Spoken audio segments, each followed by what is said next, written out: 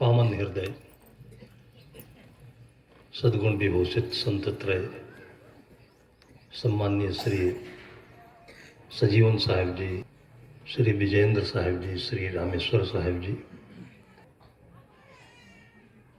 मंचस्थ वंदनीय संत समाज, श्रद्धामूर्ति देवियों तथा धर्म प्रेमी बंधुओं,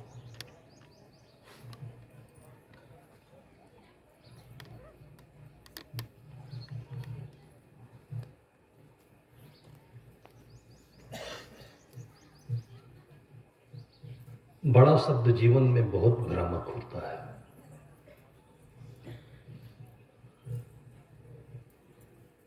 और जन्म के बाद हमारी बुद्धि को जब सही बोध नहीं मिलता है तो वहीं से ये बड़पन का रोग घर कर जाता है। शरीर से हम बड़े होते हैं, शक्ति बढ़ती है और उसी शक्ति को लेकर के हमारी बुद्धि भी गलत दिशा में डाइवर्ट होती है। फिर हमारे आसपास परिवार के लोगों के ऊपर, समाज के लोगों के ऊपर और सारी दुनिया पर हम अपने बड़प्पन का दबाव, प्रभाव बनाना शुरू कर देते हैं। और जब तक आत्मबोध नहीं होता है तब तक ये हमारा पाप रुकता नहीं है, किसी न किसी रूप में ये बढ़ता ही जाता है। सद्गुरु कहते हैं, संत जन कहते हैं कि बड़ा वही को जानिए, करे जीव को काज। हम सोचते हैं कि जिनके पास पैसा अधिक है, जिनके पास बुद्धि अधिक है, जिनके पास इस पैसे और बुद्धि के परिधि में जो सामान आते हैं, दरबार, महल, प्रतिष्ठा है, पद है, ये सब जिनके पास जितना अधिक है वो उतने बड़े हैं। और जो छोटे होते हैं वो इन्हीं की लाइन में खड़े होते हैं। जो बड़ा बनने की इच्छा तो रखता है लेकिन बड़ा नहीं देखता अपने को, वो छोटा होता है। इन दोनों के भेद को जब तक अपने भीतर से निकालेंगे नहीं, तब तक चाहे गृहस्थ हो, चाहे संत हो, चाहे राजा हो, चाहे प्रजा हो, ये पाप जाने अनजाने हमसे होता ही रहेगा। और इस पाप का फल है मानसिक द्वंद्व। और पूरा जीवन हमारा इसी द्वंद्व के नरक में संतापित रहता है। और सदगुरु कबीर साहब की भाषा में कि जो रहे करवा सो निकरे टूटी, हम भीतर से जितना अधिक संतापित होते हैं, अपने साथी को, पड़ोसी को, परिवार को, समाज को वही संताप देते रहते हैं। समाज सुखी कैसे होगा, परिवार सुखी कैसे होगा, देश सुखी कैसे होगा। अपने जीवन को समझने के लिए हमें बुद्धि मिली है। हमें जो आंखें मिली दूसरों को देखने के लिए नहीं, अपने को देखने के लिए। लेकिन इनका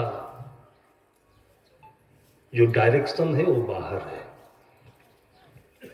बाहर कहां तक है आंखों का डायरेक्शन? जैसे हम कभी आंख के अस्पताल में जाते हैं अपनी आंखों की जांच कराने के लिए, तो जांच करने का वहां पर एक पैमाना होता है कि कुछ दूरी पर एक बोर्ड लगा होता है जिसमें बड़े छोटे अक्षर लिखे गए होते हैं। तो जो आंखों का सही पैमाना है वो 6x6 कहा जाता है। ऊपर से नीचे तक बड़े और छोटे अक्षरों की लगभग 8-9 पंक्तियां होती हैं। जो नीचे तक पूरा पढ़ ले उसका पैमाना 6x6, मतलब आंख बिल्कुल सही है। तो हम जहां बैठे होते हैं वहां से एक उचित दूरी पर वो बोर्ड रखा रहता है, उससे नजदीक भी नहीं, उससे दूर भी नहीं। और इसी माप के अनुसार हर आदमी का अपना हाथ बना होता है।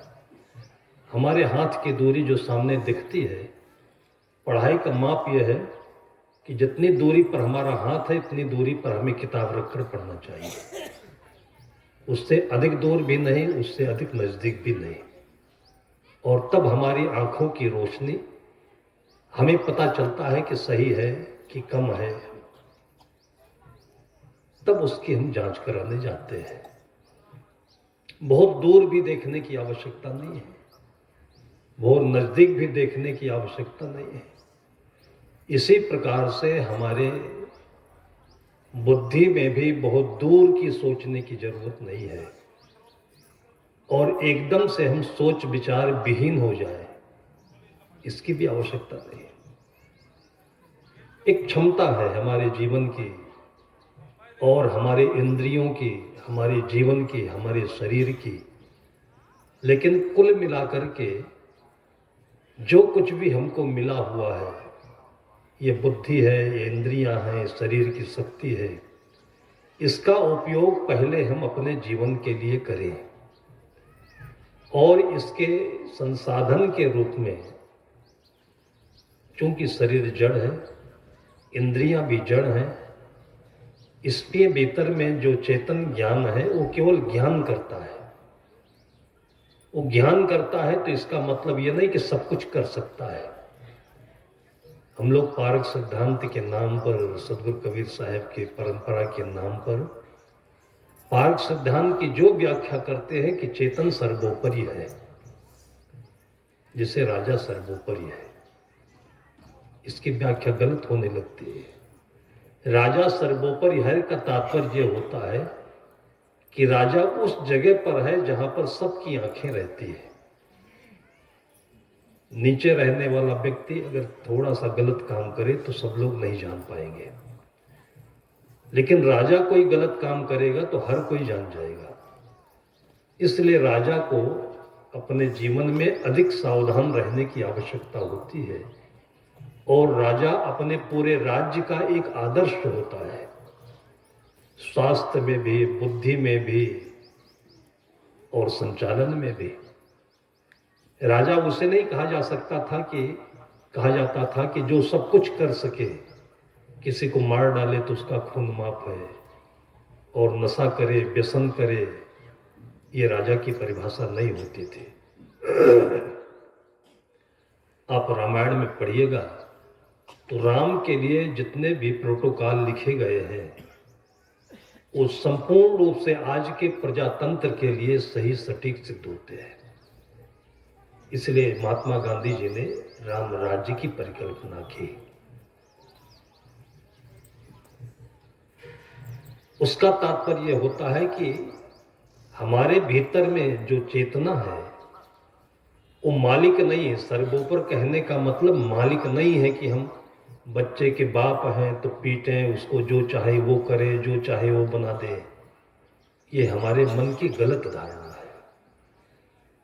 पति और पत्नी का जो अर्थ होता है वो नहीं होता कि पत्नी छोटी पति बड़ा, या पति छोटा कमजोर पत्नी बड़ी। लेकिन जब सही समझ नहीं होती है तो जो जैसे मौका पाता है, पत्नी मौका पा गई तो पति के ऊपर चढ़ गई, और पति मौका पाया तो उसके ऊपर गया। दिल्ली में मैं था, तो कोई घर का मालिक अपने अंदर की वेदना, संतों के पास लोग पहुंचते हैं तो अपने अंदर की बातें कह लेते हैं, मन खाली हो जाता है तो दुख कम पड़ जाता है। और ये भी बात नहीं कि केवल उसकी वेदना है, उसके घर की वेदना है। कोई कह देता है और कोई अपने भीतर भीतर पछता रहता है तो दुखी रहता है। लेकिन माता, पिता और गुरु, ये तीन ऐसे स्थान हैं कि जहां पर अपनी बातों को खाली कर देना चाहिए। ये हमारी परंपराओं में भी रहा है। महाभारत में भी ये रहा है और पुरानी कहावतों में भी, गुर से कपट मित्र से चोरी किए हुए निर्धन, बहुत खराब कहावत है। जब जिसके साथ आप रह रहे हैं उससे कपट करना जीवन का बहुत बड़ा पाप है। और यूं तो हमें खुला दिल जीना चाहिए सबके साथ में। तो जिसके साथ जीना है उसके साथ तो कम से कम हमको खुला दिल होना चाहिए। न कोई किसी से बड़ा है न कोई कम है। तो भक्त जी कहने लगे कि मैं भोजन कर रहा था और 2-4 दिनों से भोजन में तीखा ज्यादा होता जा रहा था, नमक भी उतनी मात्रा में। और ये सब चीजें क्या है कि लोगों के भिन्न भिन्न रुचि पर, और रुचि कैसे बनती है, स्वास्थ्य पर। अगर स्वास्थ्य बढ़िया है, और बढ़िया स्वास्थ्य की परिभाषा है कि पाचन बढ़िया है, और बढ़िया पाचन की परिभाषा है कि भूख अच्छी लगती है, और अच्छी भूख की परिभाषा है कि थाली में क्या आया हुआ है, आदमी इसको नहीं गिनता है, इसको विचार नहीं करता है। एक विचार करता है कि किसी के अपराध का भोजन नहीं आया हुआ। जैसे कि संतों ने कहावत बनाई कि बिन मांगे सो दूध बराबर, मांगे मिले सो पानी, कहें कबीर सो रक्त बराबर, जामे ऐचा तानी। बिना मांगे जो मिल जाए।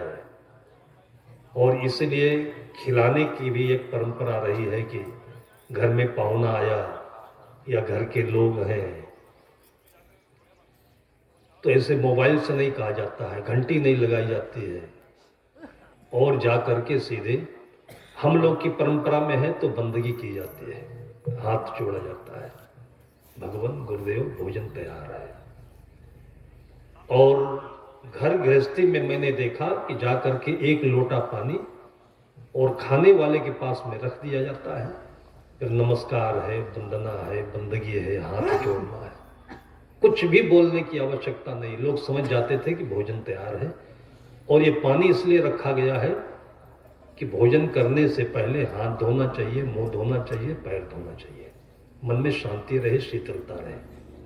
ये हमारा लोकाचार, हमारी दिनचर्या इतनी पवित्र होती थी तो इसमें कहीं भी अधर्म की बात नहीं होती थी, कोई छोटे बड़े की बात नहीं होती थी।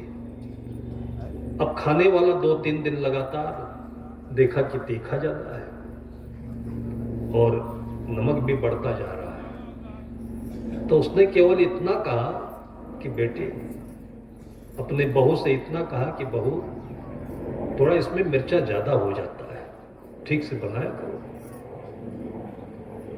पहले दिन तो बोली नहीं, दूसरे दिन मिर्चा और ज्यादा हो गया।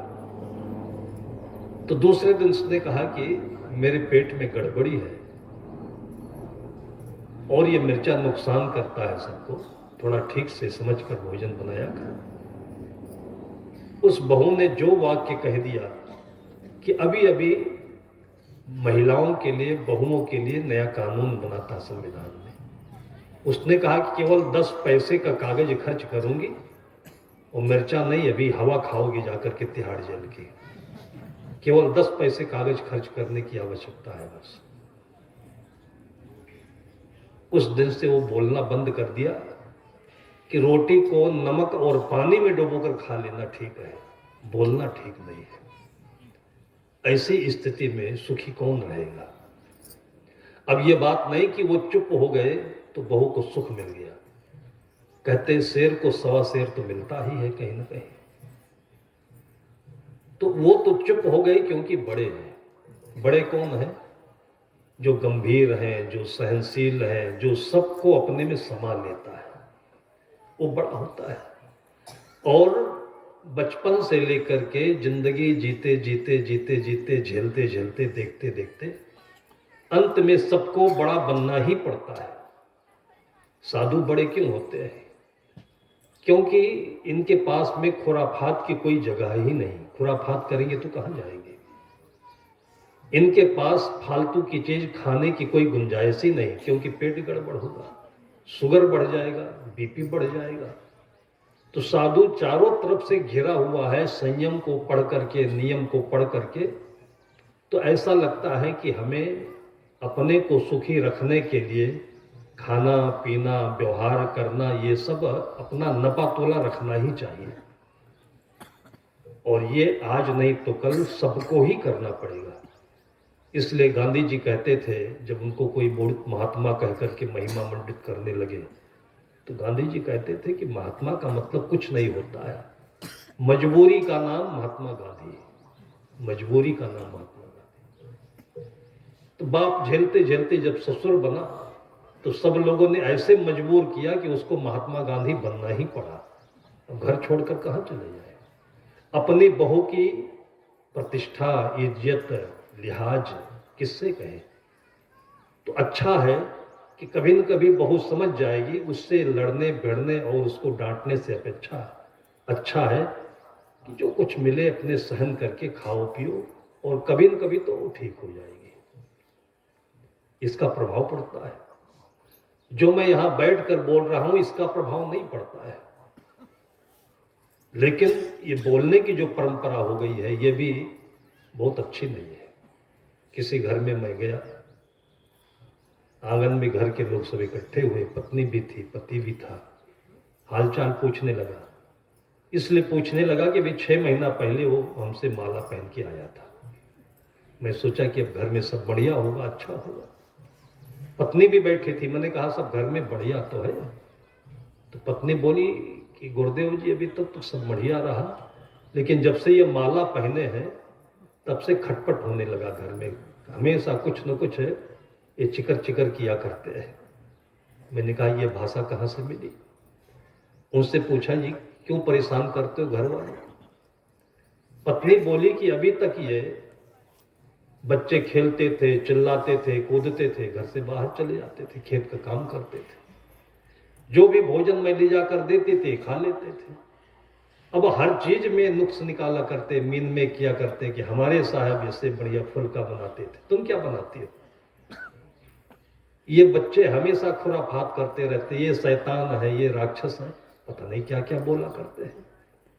तुमने कहा क्यों बोलते हो जी ऐसा? तो और फिर माला पहनने के बाद में उसने कहा साहब जी मैं इतने दिन से ज्ञान सुन रहा हूं, प्रवचन सुन रहा हूं, वही इनको सुनाता रहता हूं, बोलता थोड़ी हूं इनसे मैं। जो आपका प्रवचन सुना हो तो सवेरे से शाम तक जहां जरूरत महसूस होती है वही बातें इन लोगों को सुनाया करता हूं। ये प्रवचन का इतना दुष्प्रभाव हुआ कि लगभग घर का कोई भी आदमी थोड़ा सा भी अगर ज्ञानी होता है तो अपने ज्ञान से लोगों के हृदय में तीर बाण छोड़ा करता है। इसको ज्ञान नहीं कहते।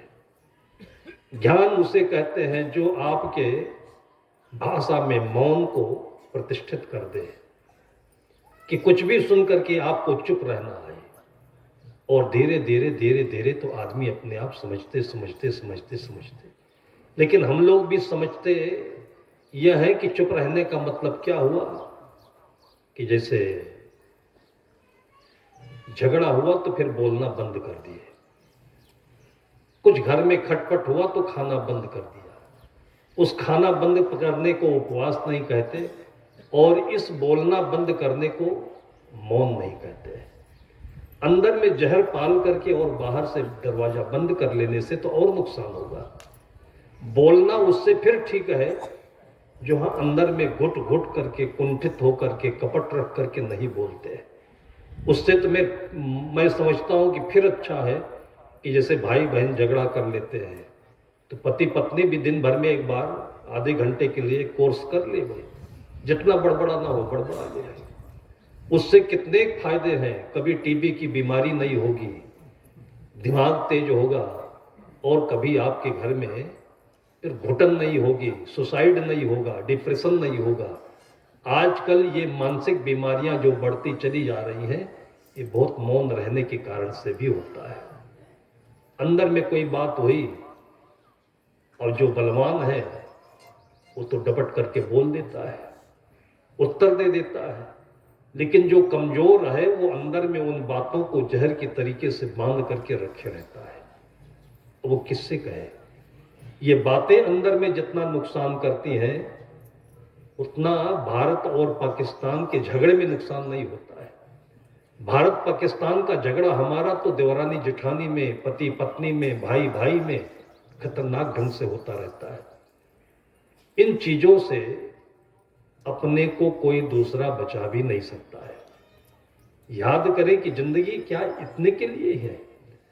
जब रोते झंखते अंदर से कुड़ते कुड़ते जिंदगी और समय बीत रहा है तो जिंदगी जीने का क्या अर्थ है? हंसी खुशी कब आएगी? इससे अच्छा है कि थोड़ी देर जाकर के आप खेत की मेड़ पर बैठ लीजिए। ये फूल हंसते हैं, बालियां खिलती हैं, आकाश में पक्षी उड़ रहे हैं, जानवर चल रहे हैं, इनको कोई समस्या नहीं है। तब उनका जो रिफ्लेक्शन हमारे अंतःकरण में आता है तब अंदर की खुशी खिलती है। इसलिए आदमियों के साथ में रहने की अपेक्षा थोड़ा प्रकृति के पास में रहना धर्म का सबसे बढ़िया स्तंभ है। जो हमारी परंपरा में, संस्कृति में कहा गया कि पेड़ों की पूजा करो। आदमी की पूजा करोगे तो गांजा सिखा देगा, नशा सिखा देगा, झूठ बोलना सिखाएगा, और भी अवगुण सिखा देगा, घर में झगड़ा करा देगा। पेड़ तो नहीं कराएगा ऐसा। वो तो आपको एक अच्छा ऑक्सीजन देगा और मन में शांति देगा। क्या बुरा है इसमें? लेकिन उसके इस गुण को, इस उपादेयता को न समझ पाने के कारण से केवल जड़ जड़ जड़ जड़ बोलते बोलते हम लोगों ने आज पूरी धरती को नंगा कर दिया है। इसमें हम साधुओं का भी बहुत बढ़ चढ़ करके हाथ होता है। हमारे पूर्वज लोगों ने कितने बार पेड़ पौधे लगाओ का अभियान चलाया होगा। एक पेड़ 10 पुत्र समान, आज भी ये कोटे सुनाता है। अभी अभी पोटियाडीह गांव में मैंने लिखा पढ़ा है कि रागी कहते हैं कि कोदो कहते हैं, जो पुराना अनाज हुआ करता था, तो जिसको मड़िया कहते हैं। अब आपकी बघेल जी की सरकार आई है और केंद्र में मैंने सुना मोदी जी की सरकार, जब लोकसभा में कोई अतिथि आता है तो मोटे अनाज की रोटी, मोटे अनाज का व्यंजन परोसा जाता है। जब लोकसभा में ये चर्चा होती है तो पूरे भारतवर्ष में लोगों के अंदर में गरिमा जागृत होती है कि मड़िया, चना, मूंग, दलहन, तिलहन, मोटे अनाज गरीबों के लिए नहीं है, ये अमीरों की शान भी होती है। और कोई जमाना था कि अंग्रेज लोग आए तो हम लोगों को डबल रोटी सिखा दिया। आज भी हम अंग्रेज तो नहीं बन पाए, लेकिन डबल रोटी मुख में डाल करके अंग्रेज बनने का सपना देख रहे हैं और बच्चों की जिंदगी बर्बाद कर रहे हैं दूसरों की नकल करते करते। ये बड़ा बनने के चक्कर में ये सब होता है। तो हम लोग जो जी रहे हैं, हम लोगों के आसपास में जो वातावरण है उसमें हमको अच्छी हवा मिलना चाहिए, अच्छा भाव मिलना चाहिए, अच्छे से जीना चाहिए। और जितनी भी गड़बड़ियां हैं ये मनुष्य को छोड़ दीजिए तो कहीं भी नहीं है। जंगल में कोई झगड़ा नहीं होता है, पक्षियों में उतना कोई झगड़ा नहीं होता है, जानवरों में कोई झगड़ा नहीं होता है। सारे मुकदमे और सारी हत्याएं, सारी आत्महत्याएं ये मनुष्यों के बीच में होती है। इसलिए संत महापुरुष कहते हैं कि जब आप लोगों से थोड़ा दूर बैठोगे, और दूर बैठना नहीं आता है तो आदमी उल्टा करता है। घर में झगड़ा किया तो संयम नहीं कर पाता है तो भाग जाता है आश्रम को। अब जब घर से आश्रम भाग जाओगे और जो मन की गांठ है उसको अंदर में छिपाए रखोगे तो आश्रम में भी झगड़ा शुरू हो जाएगा। आश्रमों में जो झगड़े होते हैं ये घर गृहस्थी की गांठ ही तो है ये। और नहीं तो जहां आपको अच्छा भजन करने का अवसर मिल रहा है, रोटी मिल रही है, तो झगड़ा काहे को है। लेकिन बहाना एक हो जाता है कि मेहनती नहीं मिल रही है, बहाना बन जाता है कि ये नहीं हो रहा है, वो नहीं हो रहा। नहीं तो आश्रम में तो झगड़ा करने का कोई काम ही नहीं होता है, कोई भी कारण नहीं होता है।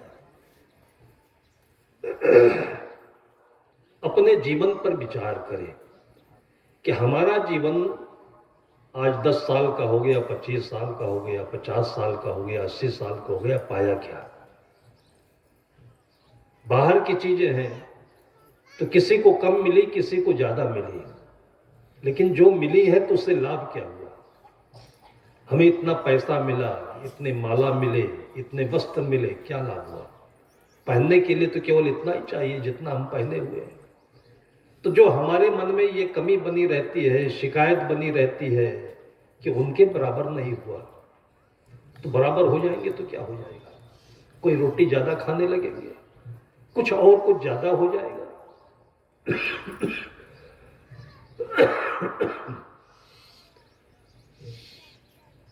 विज्ञान में पढ़ाया जाता है कि बीपी का शुद्ध माप जो होता है 120 और 80 होता है।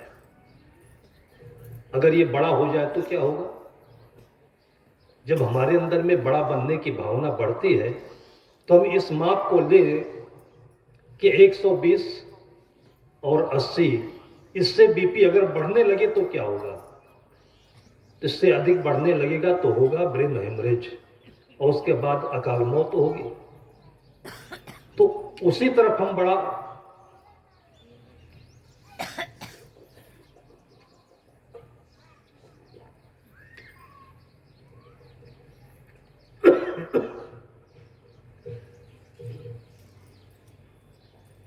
जो दुबले होते हैं उनको मोटा होने की सताते रहते हैं। किसी मोटे आदमी के जीवन को टटोल करके समझ करके उसका हम सूत्र और सत्य समझे तो मोटा होने के अंदर में जो वासना है, लालच है, ऐसे ही जैसे आसमान के बादल हवा आते ही उड़ जाते हैं। लेकिन दुबले भी परेशान हैं, मोटे भी परेशान हैं। ये परेशानी कौन दूर करेगा? ये परेशानी केवल समझदारी ही दूर कर सकती है। एक बार लगभग आज के 20-22 वर्ष पहले मैं प्रकृति चिकित्सा के केंद्र में था। हमको सर्दी बहुत रहा करते थे, जुखाम बहुत रहे। डॉक्टर को बताया तो डॉक्टर ने कहा कि गोली खा लीजिए, ठीक हो जाएगा। खा लिया। गोली खाते ही 2 घंटे के बाद ऐसा लगा कि हमको कभी भी जीवन में जुखाम था ही नहीं, होगा भी नहीं। लेकिन गोली का असर 8 घंटे के बाद खत्म हो जाता है। दूसरे दिन जस का तस वही से ही जुखाम फिर। 2-3 दिन खाकर फिर डॉक्टर साहब से मिला। मैंने कहा कि आप हमको गोली मत दीजिए, हम साधु संत हैं, सब कुछ करने को तैयार हैं, मरने को भी तैयार है, ये जुखाम जाना चाहिए हमारा। तो डॉक्टर साहब हंसे। भक्त थे गुरुदेव जी के। उन्होंने कहा कि साहब जी, ये एलर्जी है और एलर्जी का अभी तक कोई भी इलाज नहीं बन पाया है, ये गोली खाते रहिए आप। उस समय हमारी उम्र वही 35-40 की रही होगी। धरती नीचे से हिलने लगी कि इतनी कम उम्र में और इलाज बीमारी हो गई। लेकिन सहने की क्षमता होती है। अंदर अंदर में उसका समाधान ढूंढने लगा, लोगों से बातचीत करने लगा, और जब ये दृष्टि आई तो देखा बहुतों को एलर्जी है। तो जब ज्यादा लोगों को मैंने देखा तब अपने अंदर में थोड़ी शांति आई कि मैं अकेला नहीं हूं, हमारे साथ बहुत लोग हैं, हमारे साथ चलने वाले। आपके भीतर भी जब कभी ऐसे कोई कठिनाई आए तो उन कठिनाइयों को अपनी आंखों में रख करके दूसरों की कठिनाइयां देखिए।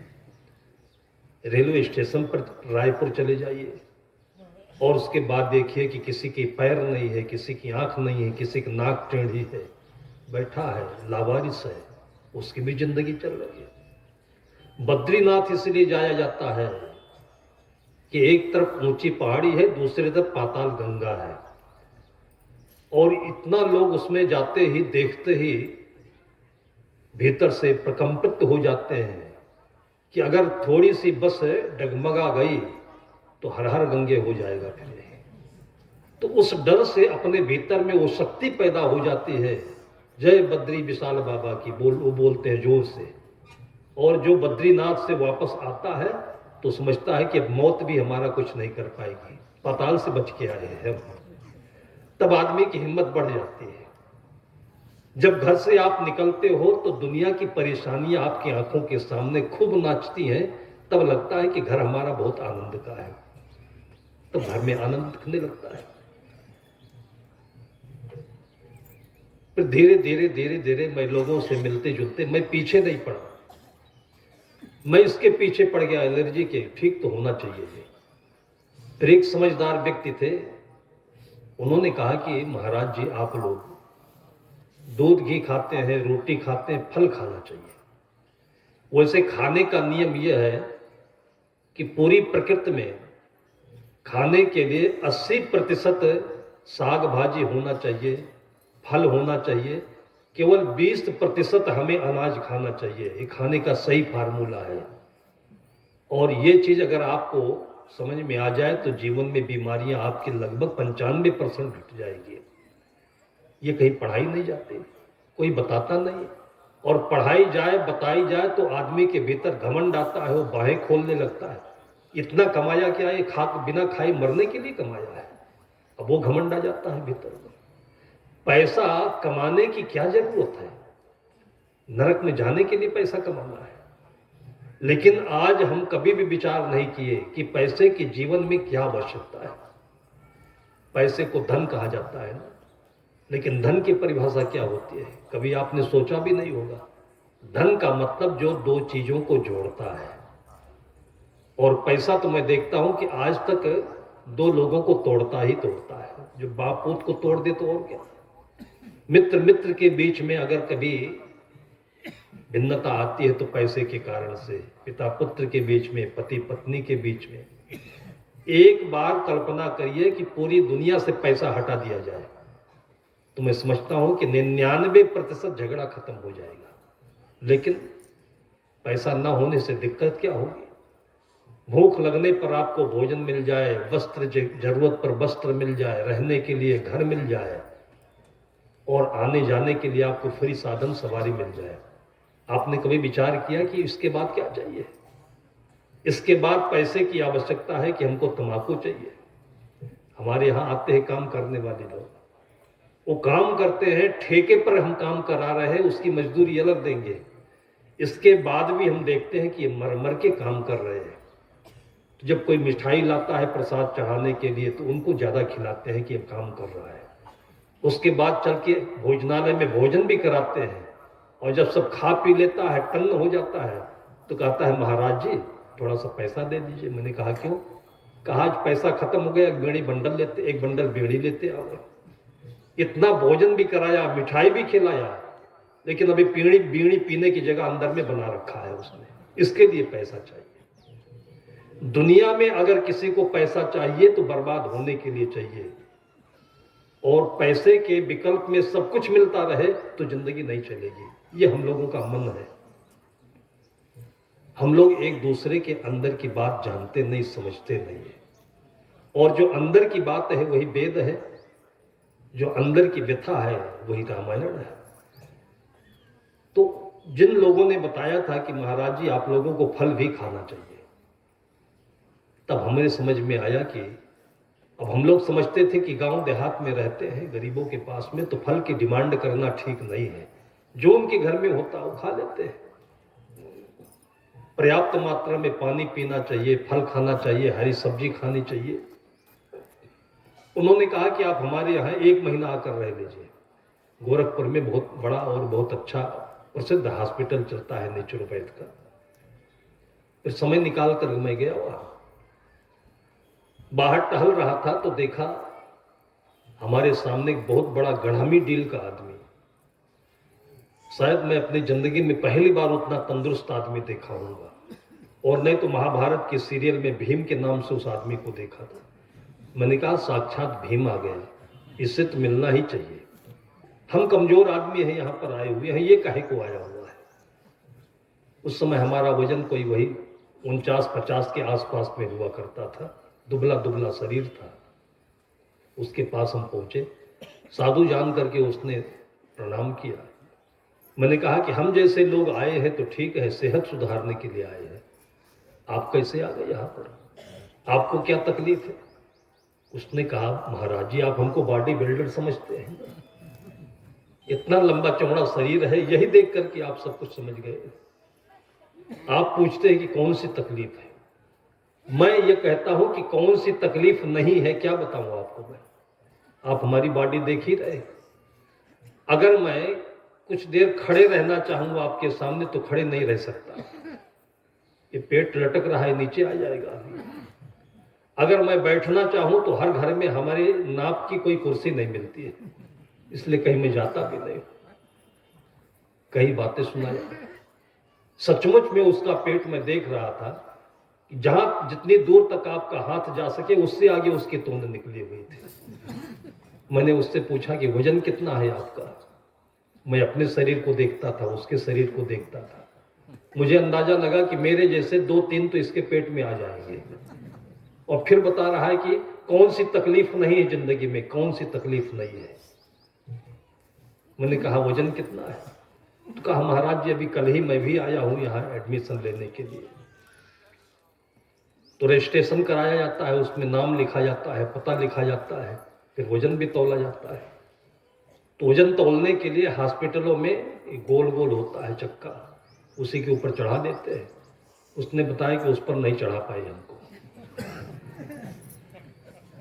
उनके अस्पताल में हमारा वजन नापने के लिए कोई यंत्र ही नहीं था। तो आज सवेरे जीप में बैठा कर और धर्म कांटा पर ले जाकर वजन।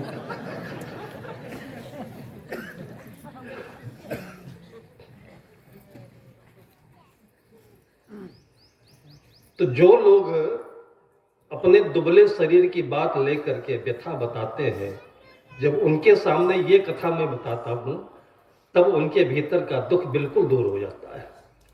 अपने आप भी तो इसको समझ सकते हैं। दुबले शरीर का कोई मतलब नहीं कमजोरी है, मोटे शरीर का कोई मतलब नहीं कि मजबूती है। ये तो क्या है कि जैसे कुमड़ा देख लीजिए, लौकी देख लीजिए। आप लौकी में ये डाया खाद ज्यादा डाल दीजिए, गोबर खाद ज्यादा डाल दीजिए तो लौकी मोटी हो जाएगी क्या? उसका बीज वही है, उसकी परंपरा वही है। मिर्चा हमेशा मिर्चा ही रहेगा, उसको आप कितना भी मोटा करना चाहे तो मोटा कैसे होगा?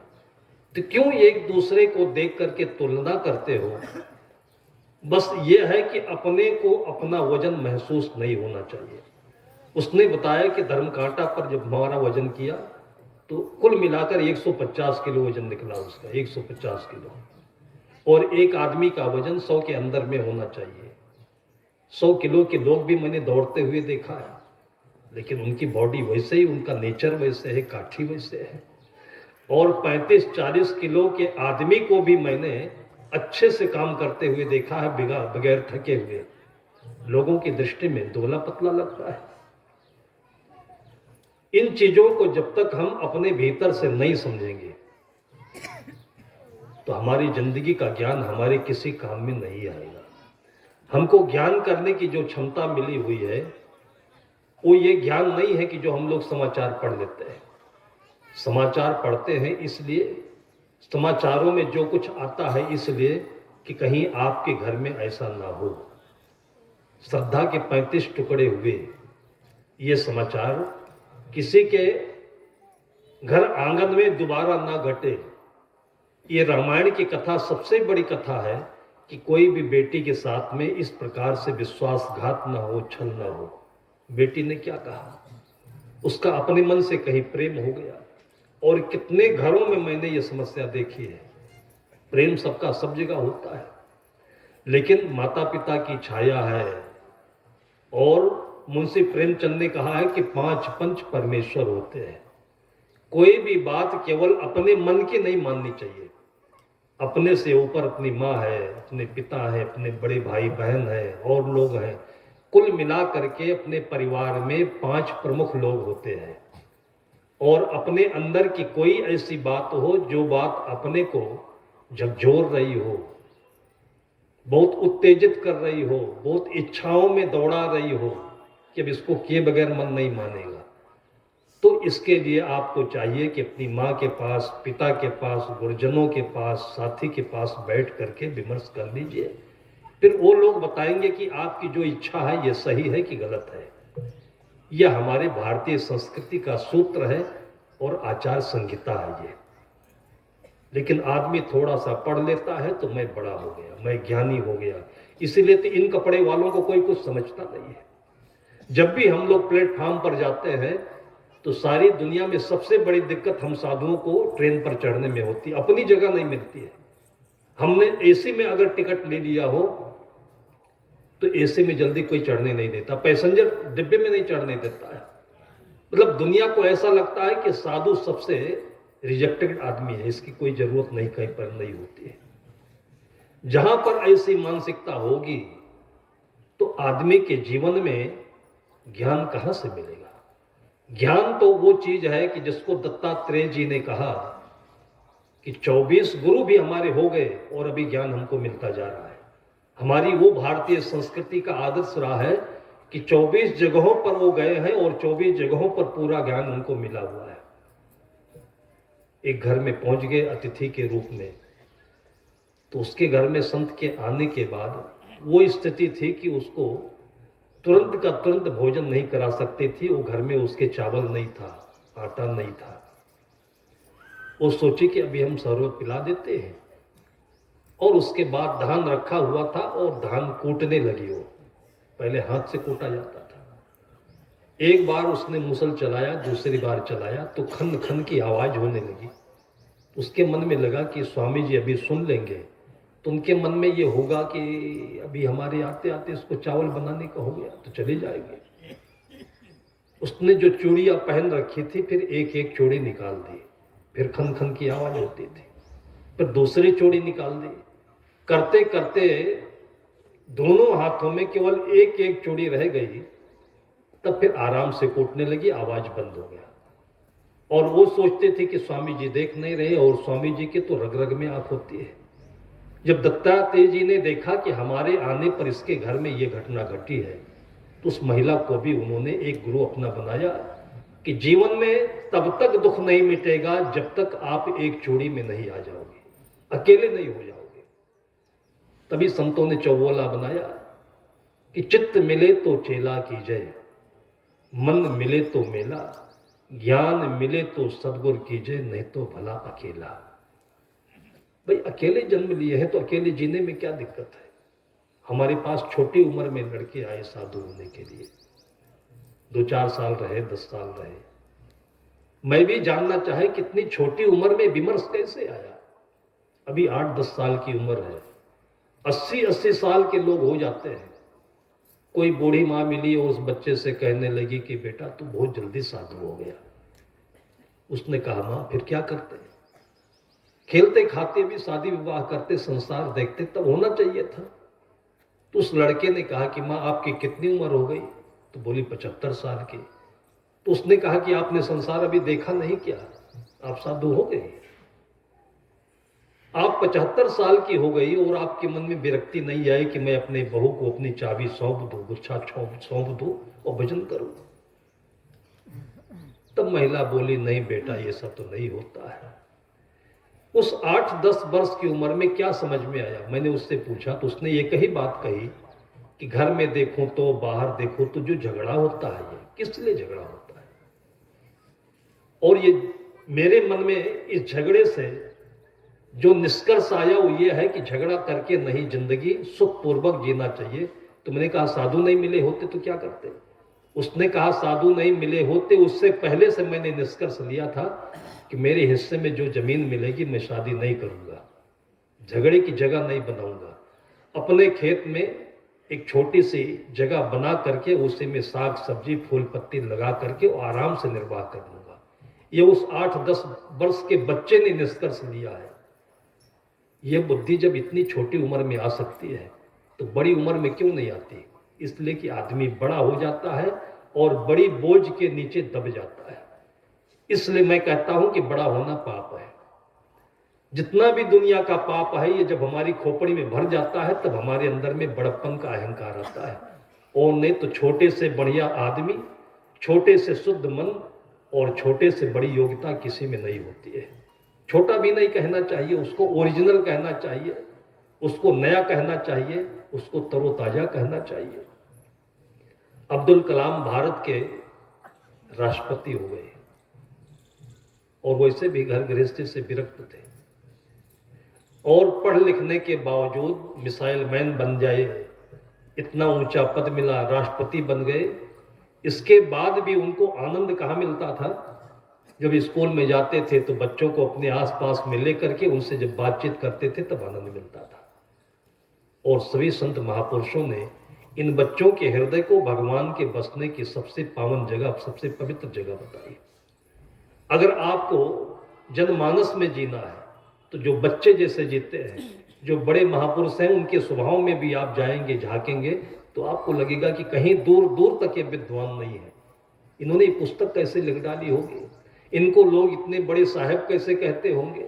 आपको आश्चर्य लगेगा कि इनका नाम इतनी दूर दूर तक फैला हुआ है, लेकिन वो बड़प्पन और वो चीज इनके अंदर में कहीं नहीं दिखती है। उस चीज के लिए तो आपको उनके भीतर में जाना पड़ेगा।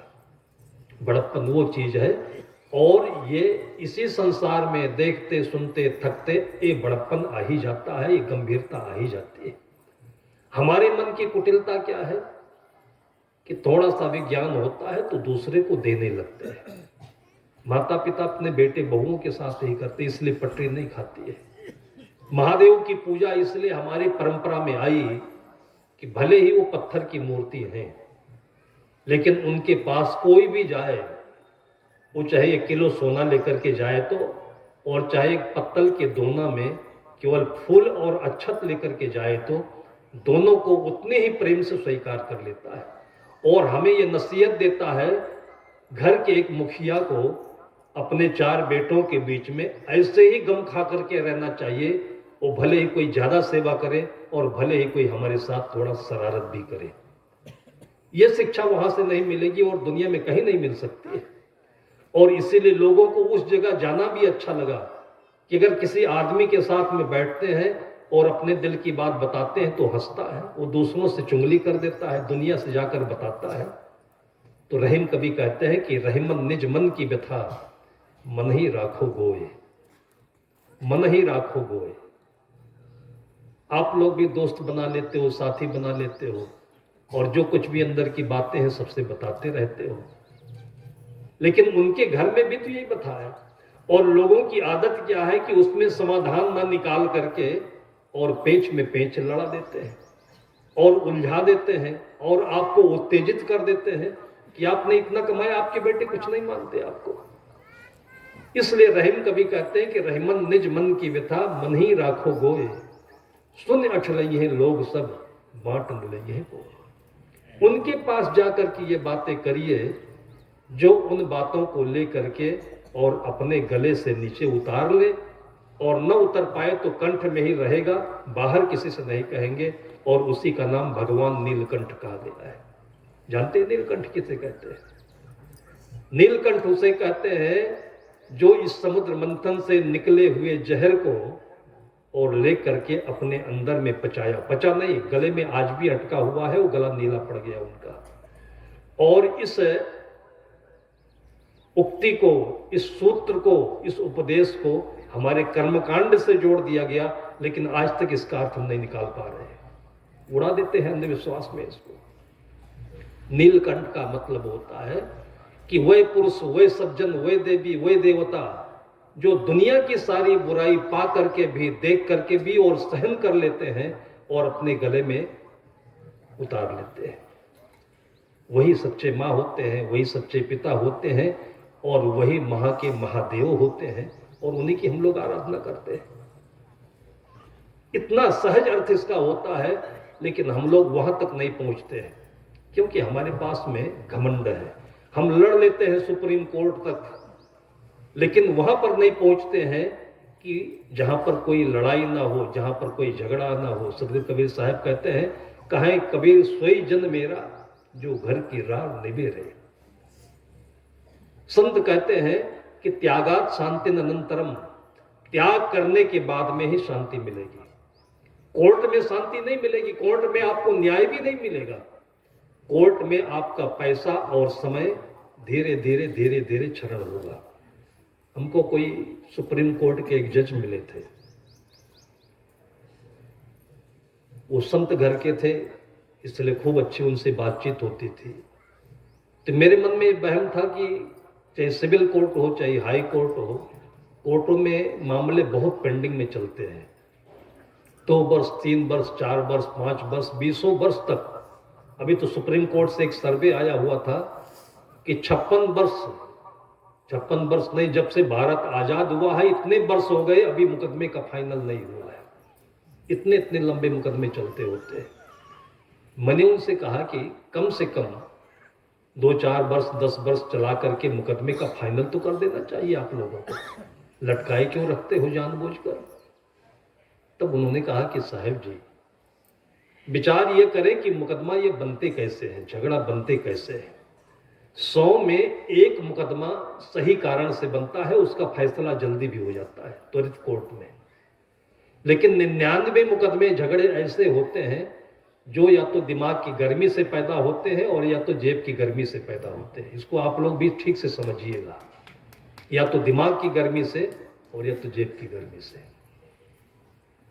हम लोग कितनी भी दया दिखाएं, कितनी भी उनके ऊपर सहानुभूति रखें कि 6 महीने में हमने झगड़ा का फैसला कर दिया, दिमाग वैसे को वैसे गर्म है, पैसा वैसे को वैसे गर्म है। वो जाते हैं और 3 महीने के बाद फिर दूसरा झगड़ा करके फिर पंजीकृत करा लेते हैं, फिर हमको फालतू का मेहनत करना पड़ता है। तो हम लोग इनके झगड़े का न्याय इस तरीके से करते हैं कि हर हफ्ते इनको पैसे देते हैं पहले, और उसके बाद वकील भी चूसता है, पुलिस भी लेता है, और आने जाने का खर्चा भी देते हैं, किराया भी देते हैं, समय भी देते हैं। और 2-4 साल आते आते आते आते जिसके पास जितनी गर्मी होती है उसी हिसाब से समय लगता है, और जब गर्मी एकदम ठंडी होने को होती है तब ये दोनों अपने आप कंप्रोमाइज कर लेते हैं। फिर आकर के एक सुलह का एक कागज लगा देते हैं कि जज साहब हमको झगड़ा नहीं लड़ना है, आप समझौता करा दीजिए। बाद में हमको फिर कुछ नहीं करना पड़ता है, केवल हम अपने मोहर लगाकर दस्तखत कर देते हैं, बस मुकदमे खत्म हो जाते हैं। हम लोग भी अपने भीतर में ये विश्वास रखें कि झगड़ा कहीं खत्म नहीं होता है, बीमारी भी कहीं खत्म नहीं होती है। मर जाना ठीक है, लेकिन बीमारी को खत्म करने के चक्कर में पड़ना ठीक नहीं है। हमारे यहाँ एक वरिष्ठ संत थे, आश्रम से लगभग 25-30 किलोमीटर की दूरी पर किसी भक्त के यहाँ ठहरे थे। वहां से मेडिकल कॉलेज नजदीक पड़ता था। अचानक उनको हार्ट का दौरा आया। तो हार्ट का दौरा आया ये चीज तो हम बाद में समझे, लेकिन उनको छाती में ज्यादा तेजी से असहज लगा और दर्द होने लगा। तो उनको लगा कि हमारा समय भी पूरा हो गया है, मतलब बरका जी चुके हैं, तो आप ऑपरेशन के लिए दवा कराने के लिए मेडिकल कॉलेज जाना चाहिए था। लोगों ने सलाह भी दी उनको, लेकिन उन्होंने बड़े विश्वास के साथ, बड़ी आस्था के साथ कहा। उस समय सदगुरु प्रेम साहब भी हुआ करते थे, मुजापुर आश्रम में थे। उन्होंने कहा कि हमको जितनी जल्दी हो सके मुजापुर आश्रम की तरफ ले चलो, वहां संत रहते हैं, संतों के बीच में जा करके हमारी सारी बीमारी दूर हो जाएगी। और फिर उनको गाड़ी पर बैठा करके वो लाए, आश्रम पर रखे। मैंने देखा थोड़ा अस्वस्थ है, बेचैनी भी है। एक अच्छी जगह पर उनका आसन लगाया गया, और ऐसे बैठे बैठे सामने तकलीफ ज्यादा थी तो तकिया रख दिया गया, उसी तकिया में झुक करके बैठे रहे। फिर मैं भी जा करके निवेदन किया कि साहब जी, ये दर्द हम लोगों से भी देखा नहीं जाता है, आपको मेडिकल कॉलेज ले चले। कहीं नहीं, शरीर की दुर्दशा कर देंगे लोग वहां पर। और बैठे बैठे ऐसे ही 18 घंटे के बाद में अपनी सांस निकाल दिया और दिवंगत हो गए, और वही जीवन मुक्ति से विदेह मुक्ति में प्रयाण कर गए। आज जो अवस्था में हम लोग पहुंचते हैं वो हमारे इस ताकत की वजह से है, हमारे पैसे की वजह से है, और हमारी नादानी की वजह से है। और नहीं तो जैन परंपरा में आज भी एक प्रथा है, एक परिपाटी है, संथारा कहते हैं उसको। संथारा का मतलब कि जब वो समझ लेते हैं कि अब शरीर में इम्यूनिटी कमजोर होती जा रही है तो भोजन पानी सब छोड़ते चले जाते हैं। आराम से शरीर वैसे ही पूरा हो जाता है कि जैसे आपके दिया में जो तेल जलते जलते जलते जलते जब खत्म हो जाता है तो दीपक एक बार जोर से जलता है, उसके बाद बुझ जाता है। आराम से जिंदगी तो जी ली। लेकिन हम लोग सोचते हैं कि टैबलेट खाओ, कैप्सूल खाओ, और इसकी आदत इतनी बुरी तरीके से हमारे बच्चों को गिरफ्त में ले रही है कि छोटे छोटे बच्चों को भी मैंने देखा है कि जुखाम के लिए ऐसा एंटीबायोटिक दिया जाता है कि पूरी जिंदगी बीमारी झेलते हैं। छोटे बच्चों को भी एंटीबायोटिक दिया जाने लगा, और सही से दूध पिलाना नहीं, अपना दूध पिलाना नहीं। बच्चों के लिए माँ का भोजन भी अच्छा होना चाहिए, वो भी सही नहीं होता है। चटपट खा रहे हैं, सिरका खा रहे हैं, अचार खा रहे हैं, खट्टा खा रहे हैं, चाउमीन खा रहे हैं, और उसके बाद बच्चे का जन्म दे रहे हैं। जो खेत में जाएगा वही तो अनाज में आएगा। आज हमारे देश का जो अन्न पैदा हो रहा है कि ये अनाज बाहर के लोग इसको किसी भी कीमत पर लेने को तैयार नहीं है और हम लोग खा रहे हैं। एक एक एकड़ में इतना अनाज पैदा हो जाता है कि पूरे साल भर 25 आदमी का परिवार खा सकता है। कितना खाएंगे हम लोग? लेकिन एक धुन है कि अधिक से अधिक पैदावार हो, अधिक से अधिक पैसा है। ये पैसा किसके लिए है, पैदावार किसके लिए है? इतना यूरिया डाल देते हैं, इतना केमिकल और उसमें दवाइयां डाल देते हैं कि वो धान के दाने में केवल और केवल यूरिया आता है बस। और इसीलिए आज देखिए तो ब्रेन हेमरेज और हार्ट अटैक की बीमारी बहुतायत से इसीलिए देखी जाती है। और जिसको भी हार्ट अटैक पड़ता है ना, आप लोगों ने कभी विचार नहीं किया होगा, सबसे पहले डॉक्टर लोग एक तरफ ग्लूकोज चढ़ा देता है, ग्लूकोज का मतलब शुद्ध पानी, और दूसरी तरफ जो आपके शरीर में गंदगी होती है जिसको यूरिक एसिड कहते हैं या व्यवहार की भाषा में पेशाब कहते हैं, वो आपके शरीर में भरा हुआ है, इसलिए शरीर आपका ज्यादा मोटा और भारी होते जा रहा है। इसलिए संत लोग कहते हैं कि आपको कोई तकलीफ हो उससे पहले आप दिन भर में 10 गिलास पानी पिया करिए, भोजन कम किया करिए, जो तरल चीजें हैं, पानी वाली चीजें हैं, साग सब्जी है, फल खाया करिए। पेशाब अच्छा होगा, पसीना अच्छा आएगा, बीमारी कम हो जाएगी। तो डॉक्टर यही पसीना निकालने के लिए एक लेसिक्स नाम की एक गोली आती है और उसको खाते ही फिर दिन भर में 20 बार पेशाब होगा और 3 दिन के बाद आपका सारा चेहरा उतर जाएगा जो बाहर से दिखने में बहुत खूबसूरत दिखता था। एक खूबसूरती बना के खातिर हम लोग अल्लम गल्लम सब कुछ खाया पिया करते हैं। आज हमारी कथा में ये चीजें बताई जा रही होती तो 95% हमारी जो जीवन की कमाई है बर्बाद होती जा रही है, परिवार हमारा परेशान है, आने वाली पीढ़ी भी हमारी नरक में चली जाती है। इस चीज से हम लोग राहत पाते। लेकिन हम लोग कथाओं में भी क्या है कि पुरानी पुरानी बातें सुनते हैं।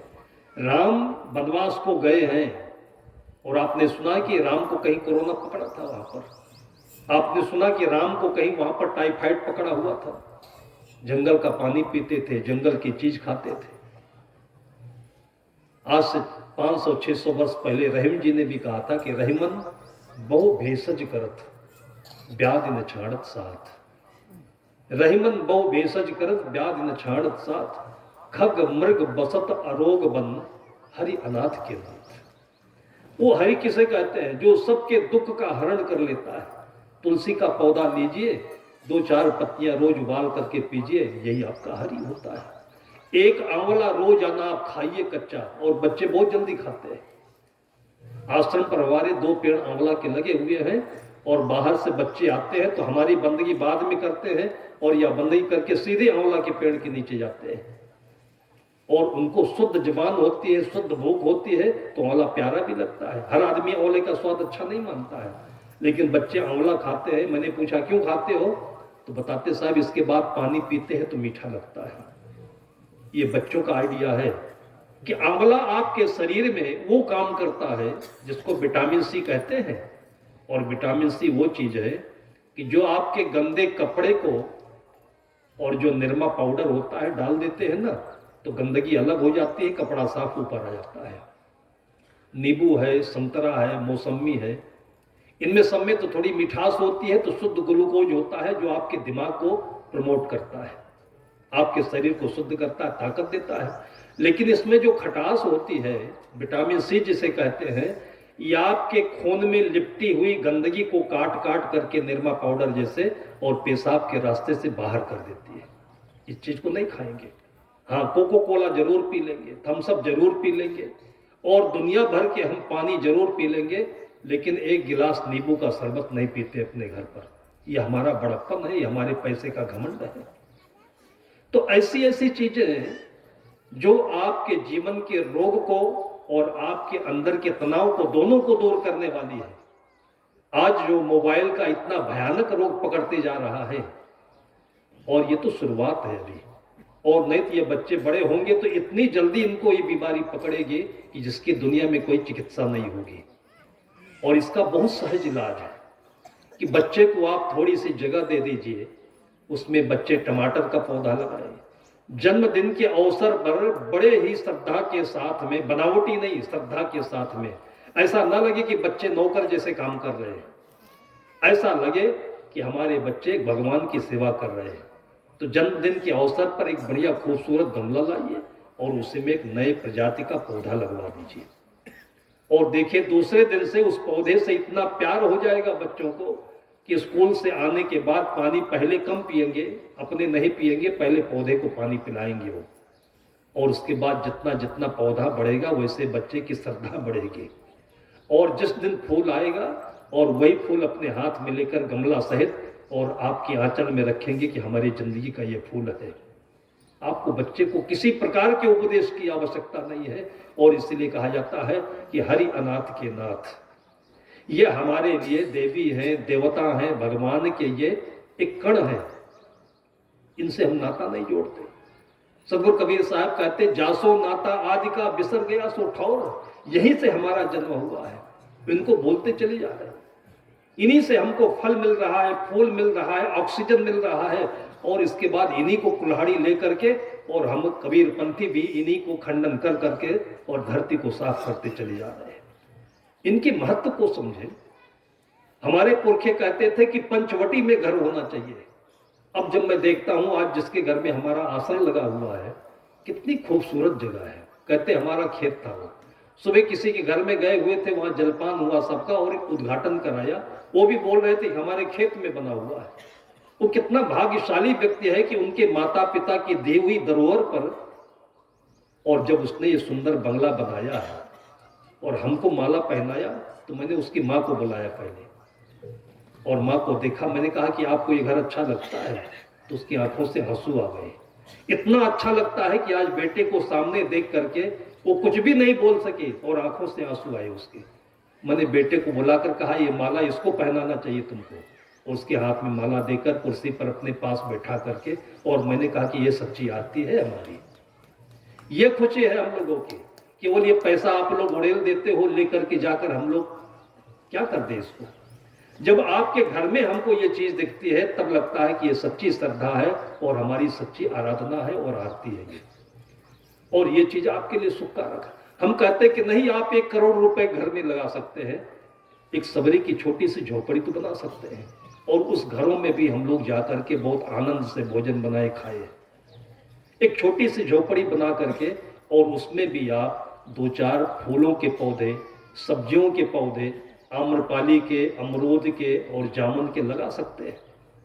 और फिर इसमें कितने लोगों का कल्याण होगा कि आसपास की जितनी पक्षियां हैं वो संदेश लेकर के वहां आएंगी, बैठेंगी। सुबह आपके बच्चों को जगाने की खातिर साले, कुंभकर्ण और दुनिया की गालियां नहीं देनी पड़ेंगी। ये चिड़िया बोलेगी और बेटे सुनेंगे और उसके बाद उठ जाएंगे। ये कभी आपने सुना नहीं। सदगुरु कहते, कबौंद भयो संग यो साथा, ऐसे ही जन्म गमायो अच्छा।